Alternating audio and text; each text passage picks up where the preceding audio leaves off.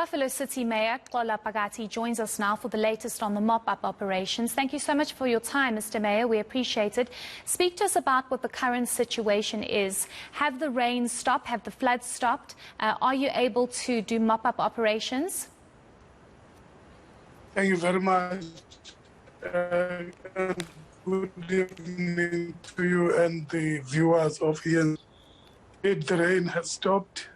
We are now engaged in the mop-up operations, working with the gift of the givers and the provincial government to clear the area.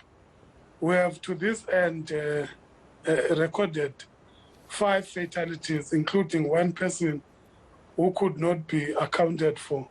So we are worried that that person could be also one of the statistics. Our condolences as the municipality goes to the families that are bereaved. Speak to us about the extent of damage that you are seeing, because the gift of the givers told us a little while ago that it's about 300 people that have been displaced. Are you able to tell us if it's indeed 300 people and how many shacks or houses have been destroyed? It could be more than 300 people if you take into account that in some shacks more than 10 people reside. So it could be more than that, because you talk about different areas in the city, in Spunzana, in Tanzania as well, particularly in the low-lying areas. So the damage is very extensive.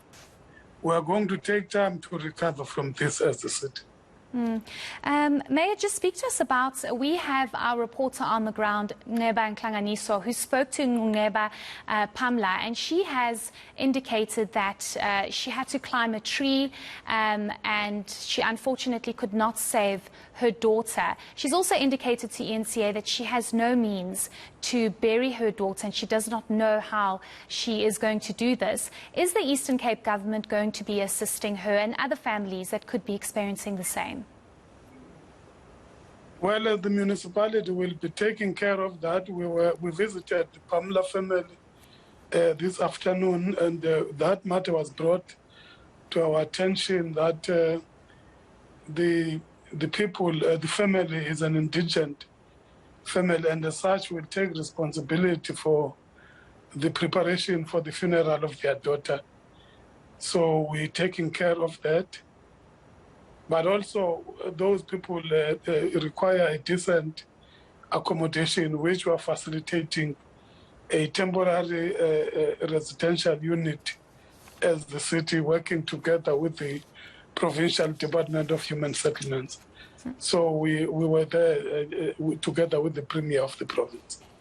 What other measures are you putting in place to try and assist those who are in desperate need? I mean, I don't know what the weather forecast is going to look like and if you're going to have further rain, but what is being done to assist those that are displaced at the moment? I know some of them have been taken to churches and community centres, but what is the Eastern Cape government doing to help?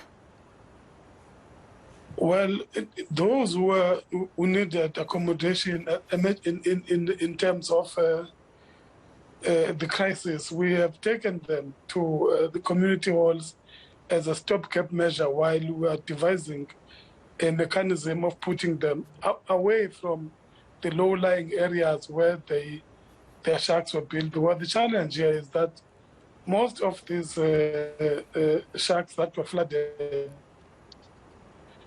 are built on the banks of the rivers that run across the township. Is a big challenge. So we are looking for land where we will then service land where we'll erect the temporary residential units for them to stay as a temporary measure, while we are looking at a permanent structure to be built for them. Mayor, why was nothing done before this? I mean, we do know that floods happen.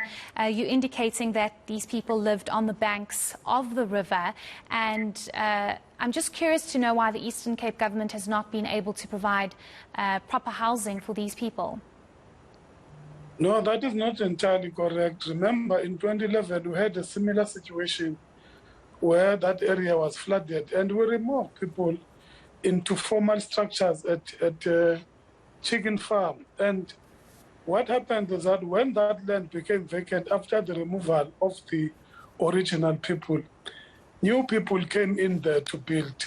So it's a challenge. What we need to do now is to completely barricade the area so that after removing the people there, no one else would be able to build. Hopefully when they are removed, though, they are provided with proper housing. I'm just worried about what you're expecting for the week ahead. Are you expecting for more floods, or do you think you can continue with your mop-up operations? Well, we will continue with the mop-up operations, taking into account that the people that are in the community halls are there as a temporary measure. From tomorrow, we will have to work on a plan of resettling those people permanently. Okay, great. Thank you so much for your insights. That was the Executive Mayor of Buffalo City Metro Municipality, Xola Pakati.